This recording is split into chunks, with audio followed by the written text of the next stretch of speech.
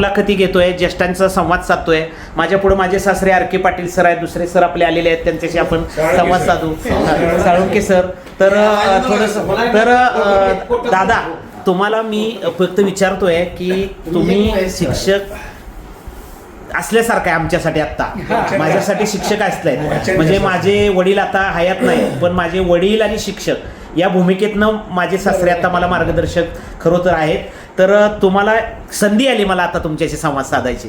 तर मला एक विचारायचं आहे की हा प्रवास आपला चालला आहे नोकरीतला. तुम्ही शेवटच्या टप्प्यामध्ये आणि कारगिलच्या युद्धामध्ये पण काम केलेलं आहे. म्हणजे माझं नुकतंच लग्न झालेलं होतं 97ला आणि 99ला ते युद्ध सुरू होतं. तेव्हा आम्हाला खूप काळजी असायची. पत्र यायचं नाही फक्त, म्हणजे फोनही नसायचा आणि फोन लागायचा नाही, लँडलाईन असायचा. तर तुमचा प्रवास थोडासा शिक्षण HGM पासून किंवा तुम्ही कर्मवीर अण्णांनी पहिलं हायस्कूल जे महात्मा गांधी काढलेलं आहे कालीमध्ये पहिलं, त्याचे विद्यार्थी आहेत ते, तिथून कसा प्रवास झालाय सांगा. म्हणजे आता थोडंसं नाही सांगा. हां बोला, तुम्ही बोलत राहा. हां. मी मराठी शाळा मराठी मुलांची शाळा काले इथे प्राथमिक शिक्षण पूर्ण केलं. त्यावेळेला मला रामचंद्र यादव म्हणून एक शिक्षक होते. ते शिवाजी महाराजांचा इतिहास ते आपल्या पुस्तकातून वाचून नाही झालं, ते स्वतः त्याच्या खानाखुणा ॲक्टिंग करून शेलार मामाची ॲक्टिंग कशी उडी मारली, काय केली, अशा संपूर्ण ॲक्शनमध्ये इतिहास शिकवायचे. हां. तर त्यामुळे शिवाजी महाराजांचा इतिहास आणि त्यावेळेच्या ज्या त्यांनी केलेले कारकीर्द त्यांच्या पूर्ण जीवनामध्ये ही माझ्यावर एक त्याचा प्रभाव पडला. आणि नंतर माध्यमिक शिक्षण रेल शिक्षण संस्थेचे काले महात्मा गांधी विद्यालय काले इथे माझे. तेव्हा कर्मवीर अण्णा होते? कर्मवीर अण्णा त्यावेळेला नव्हते. म्हणजे हे 65 सालची गोष्ट सांगताय? 67 नाही, 65 पर्यंत 66 पर्यंत माझं इकडं शिक्षण प्राथमिक झालं. 67 ते 70. बरं, आता मला फक्त एक सांगा, तुम्ही HGM ला गेला आणि HGM मध्ये BSc मधून तुम्ही डायरेक्ट कसं काय गेला आर्मीमध्ये सांगा. म्हणजे काय घडलं आता सांगायला लागलं तुम्ही छानपैकी. मला त्यावेळेला 71, 72, 73ला मोठा दुष्काळ पडल्यामुळे मला शिक्षणाला पैसे खात पडले. म्हणजे भावना शो नका, कारण कसं आहे, बरोबर ते सांगितलं, शिक्षक व्हायचो त्यांना, पण परिस्थितीमुळे त्यांना ते आर्मीत जावं लागलं. घरची परिस्थिती गरिबीची. आणि आबासाहेब पार्लेकर जे आहेत त्यांच्या पुतण्याला त्यांची बहीण दिली आणि त्यामुळं त्यांनी पण त्यांना मदत केलं. ST मध्ये पहिल्यांदा लावलं, लक्षात आलं का? ST मध्ये लावलं, ते कंट्रोलर होते, पण नंतर आर्मीची आवड निर्माण झाल्यामुळे ते तिकडे गेले. दादा सांगा, म्हणजे सांगता येत असेल तर. तर घरचे सगळे आमचा परिवार दुष्काळी कामावर जात असल्यामुळे ते माझ्या मनाला लागलं का आपण काहीतरी केलं पाहिजे. तर दैवयोगानं भरती मल्हारपेठ, पट्टण तालुक्यातली मल्हारपेठ, तिथं भरती होती. तर आम्ही संध्याकाळी 7ला तिथं गेलो आणि सकाळी भरतीला उभं राहिल्यानंतर मला बघितल्यानंतर त्याने मला लगेच घेतलं कारण सगळ्या ह्याच्यात बॉडी. आणि त्यानंतर मी पुणे येथे ट्रेनिंग सेंटर, मला साताऱ्यातला रिक्रुटिंग ऑफिस होतं, तिथं परीक्षा वगैरे टेक्निकलच्या परीक्षा वगैरे दिल्यानंतर पास झाल्यानंतर साताऱ्याला ट्रेनिंगला पाठवलं आणि तिथं याला पुण्याला पाठवलं. बॉम्बे इंजिनियर पुणे इथे माझं 2-2.5 वर्षे ट्रेनिंग झालं आणि तिथून माझा आर्मीचा प्रवास झाला. म्हणजे तिथून तुम्ही अगदी पहिल्यांदा तुम्ही सुभेदार ह्याचे हवालदार ह्याच्या पदापासून गेला आहे की नाही? सुरुवातीला शिपाई म्हणूनच, त्यानंतर प्रमोशन मला नाईक, हवालदार, पहिलं लास्ट नाईक आणि हवालदार ही मला 4-5 वर्षातच मिळाली. पुन्हा सुभेदार, पुन्हा नाईक सुभेदार अशी पदवी. शेवटी किती वर्ष? 28 वर्ष झाली ना आपली. शेवटी म्हणजे 28 वर्षे 7 महिने होते माझे. फक्त आता मला एक सांगा की तुम्ही या काळात अनेक ठिकाणी फिरून आलाय, अगदी सगळे कितीतरी राज्य फिरून आलाय. शेवटच्या टप्प्यामध्ये तुम्ही कारगिलच्या युद्धामध्ये होता. काय तिथला अनुभव आहे? तिथला अनुभव असा होता, माझ्याकडे एक ड्युटी होती जे रसद पोचवायचे खेचर वगैरे आणि त्यांच्याबरोबर जाणारे मजदूर असायचे त्यांची पेमेंट आणायला मला एका ठिकाणी जायचं. आमचे खान साहेब माझे हे होते, वरिष्ठ होते आणि ते काय करायचे मलाच ऑर्डर द्यायचे, तुम्ही जाऊन पेमेंट आणायचं, मला एक गाडी वगैरे मिळणार आणि आम्ही तिथनं पेमेंट घेऊन येणार.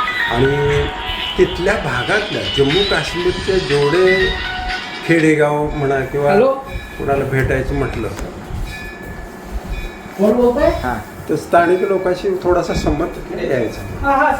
त्यामुळं तिथले जम्मू काश्मीरमध्ये तिथली लोक एवढी प्रेमळ आणि आहेत, प्रेमळ अगदी. त्यांचा मला प्रत्यक्ष आम्ही ज्या वेळेला त्यांच्या घरी आम्ही पॅक राशन असायचं की तुम्ही कुठेही चहा बनवायचं असलं तर स्वतःच राशन वापरायचं आणि तिथं चुलीवर त्यांच्या तिथं प्रत्यक्ष बसून ती म्हणजे हा अनुभव दादा तुम्हाला खरोखरला. फक्त मला एक सांगा की कारगिल युद्ध त्यावेळी चाललं होतं आणि तुम्ही मला त्याच्यात चित्तथरारक प्रसंग सांगत होता. प्रत्यक्षरित्या तुम्ही युद्धामध्ये नव्हता कारण हे ऑफिसला होते, ऑफिसला होते, ऑफिस सुपरिटेंडेंट वगैरे पद होतं ते, म्हणजे ऑफिसला त्यांचं काम असायचं. छोट्या सगळ्या कराव्याच लागतात. जरी माझा टेक्निकल जरी हे असेल तरी मला ज्यावेळेला लालकृष्ण अडवाणी गृहमंत्री त्यावेळेला येणार होते त्यावेळेला आम्हाला एक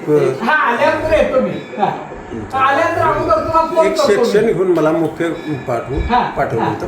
हाताने घेऊन सर्चिंग करायचं होतं सारे बाजू.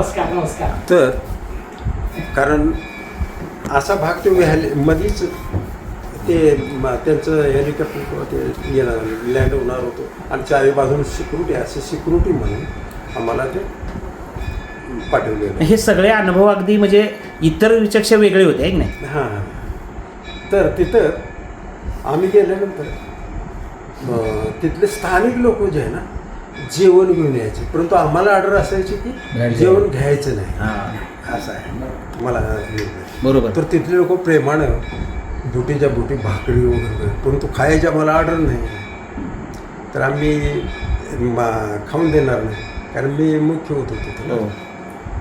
आणि तिथून आम्ही सगळ्या मशीद म्हणा किंवा आहे कुठं काय तरी ती सगळं आम्हाला सर्च करावं लागतं. आणि दुसरं एक तहसीलदारकडे जायचं होतं आम्हाला.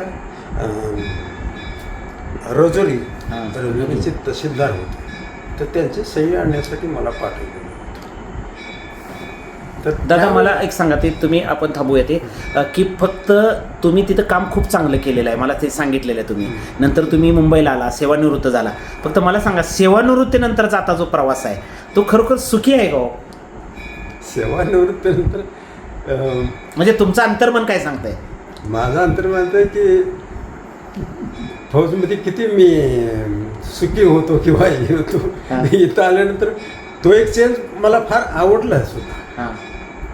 कारण रिटायर होताना मी तिथे असं थोडं बोललो होतो की रिटायर नंतर तुम्ही काय करणार असा प्रश्न मला विचारलेला होता तिथल्या अधिकाऱ्याने. म्हटलं मी जाऊन शेती करणार आणि मी शेतीच केली 20 वर्ष, 20-22 वर्ष तर तुम्हाला माहितीच आहे. पण याच बरोबर तुम्ही माणसं खूप मिळवलीत. म्हणजे तुमच्या आता जवळजवळ 300-400 लोकांचा समूह आहे आणि त्यांचा हॅपी थॉट्स त्याच्यामध्ये तुम्ही काम करता. आणि तुमच्यात झालेला जो बदल आहे म्हणजे अक्षरशः म्हणजे एकदम 2000 साली तुम्ही सेवानिवृत्त झाला आणि 3 वर्षानंतर तुमच्यात झालेला जो बदल आहे तो एकदम असा अनपेक्षित आहे. म्हणजे एकदम तुम्ही शाकाहारी बनला, म्हणजे पंढरपूरच्या पांडुरंगाची माळ घातली, हॅपी थॉट्स. तो एक प्रसंग मला सांगावासा वाटतो की रिटायर झाल्यानंतर आध्यात्मिक क्षेत्राकडे वळून माझे मित्रच तसे होते. त्यामुळे तेज ज्ञान फाउंडेशनचं हॅपी थॉट्स असे त्यांचे महासन्मानी शिबिर सांगलीला चालत होतो. आम्ही प्रत्येक रविवारी कराडवरून म्हणजे आपल्या काल्यातून सांगलीला जात होतो आणि संध्याकाळी परत येत होतो मोटरसायकल. असे आम्ही जवळजवळ 4 महिने ते शिबिर पूर्ण केलं. आमच्या वेळेला 1,000च्या 2 बॅचेस होत्या, त्यातून 350 सिलेक्ट होऊन पुन्हा पुण्याला त्यांनी पाठवलं होतं आध्यात्मिक पुढचं कोर्स. हे सगळं सुख मिळवण्यासाठीच, आनंद मिळवण्यासाठीच आहे ना. म्हणजे सेवानिवृत्त पगार नसतो पण पेन्शन चांगली मिळत असते. पुन्हा कुठंतरी पारावर बसून गप्पा मारणं, कुटाळक्या करणं असे पण माणसं करत असतात. पण तुम्ही एक सत्मार्गच स्वीकारला आणि त्याच्यात आनंद म्हणजे वाचनातनं घडलंय का? आणि हां तो कसा मला मी ज्या वेळेला ऑन सर्व्हिस होतो त्यावेळेला माझं सुभेदारचं प्रमोशन बाकी होतं. त्यावेळेला मला प्रत्यक्ष म्हणजे विठ्ठलानं स्वप्नामध्ये पहाटे 4:30 ते 5 दरम्यान दर्शन दिलं. हां. आणि त्यानंतर माझ्या मनात आलं पंढरीला जाऊया. मग पंढरीला गेलो. तिथे काय लोकांना उन्हात असे लाईन लागायची त्यावेळेला, पाणी वगैरे द्यायचं हे मी करायचो. पुन्हा दर्शन घेऊन आलो.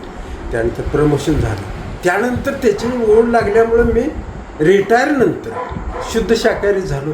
आणि संपूर्ण म्हणजे नंतर गळ्यात आता माळबी आहे माझ्या. आणि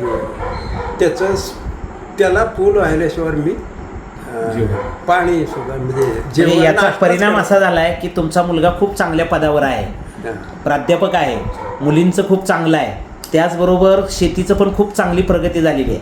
आणि आत्ता तुम्ही सुखी आणि आनंदी मला दिसताय. खरं आहे का? ह्या मान्य आहे का? हा या मताशी सहमत आहे का? काय राहिली काही इच्छा नाही ना? इच्छा भरपूर असतात, परंतु ईश्वरी इच्छा तीच माझी इच्छा, ही माझा हे आहे. ओके, ठीक आहे. खूप सुंदर तुम्ही तुमचा जीवनाचा प्रवास थोडक्यात सांगितला. आपल्याला वेळ कमी असल्यामुळे आपण खूप कमी वेळात बोललेलो आहे. भंडारी सर, तुमचा प्रवास कसा सुरू झाला, जरा शिक्षणापासून ते शिक्षण रिटायरपर्यंतचा थोडक्यात सांगा. मी BEd केल्यानंतर BEdला असतानाच मला ट्रेझरी ऑफिसमध्ये नोकरी मिळाली. सांगली ट्रेझरी ऑफिसला मला अपॉइंटमेंट मिळाली. मी 2 वर्ष तिथं क्लिनिकला काम केलं. पण आवड शिक्षणाची असल्यामुळं ती नोकरी मी सोडून दिली. त्यावेळेला बऱ्याच लोकांनी आमच्या मला खोळ्यात काढलं. सरकारी नोकरी, ट्रेझरी, सांगली ट्रेझरीला जिल्ह्यात आणि हे सोडून तुम्ही इकडं कशाला येत आहे. परंतु मी ठाम ठरलं होतं की मला आवड खेळाची, शिक्षणाची आणि विद्यार्थ्यांना काहीतरी आपल्याकडून चांगलं देण्याची, ही जी भावना माझी होती. म्हणून मी ती नोकरी सोडली आणि एका चांगल्या क्षेत्रामध्ये मी कामाला लागलो. तिथं आल्यानंतर बरेच आमचं म्हणजे मला लोकांनी नावं ठेवली की ट्रेझरीवरून कशाला यायचं. तर अशा पद्धतीनं या तिथं रुजू झालो. पण मला सहकार्य एवढे चांगले मिळाले त्या ठिकाणी की मी ती नोकरी सोडायचा मला दुःख झालं नाही, उलट मला आनंद झाला या शिक्षकी पेशामध्ये काम केलं. त्यामुळं आमच्यावर संस्कार चांगले झाले, आमच्या मुलांचे संस्कार चांगले झाले. आणि त्यामुळं प्रापंचिक स्थिती जी आहे ती समाधानकारक आता आम्ही जीवन जगतो आहे. सगळा प्रवास खूप सुंदर झाला. सर आम्ही निघतो की तर साळुंके सर आपल्याला ठीक आहे, ठीक आहे. ह्या सगळ्या प्रवास आपण अनुभवलेला आहे आणि खूप कमी वेळामध्ये तुम्ही माझ्याशी संवाद साधला, त्याबद्दल धन्यवाद.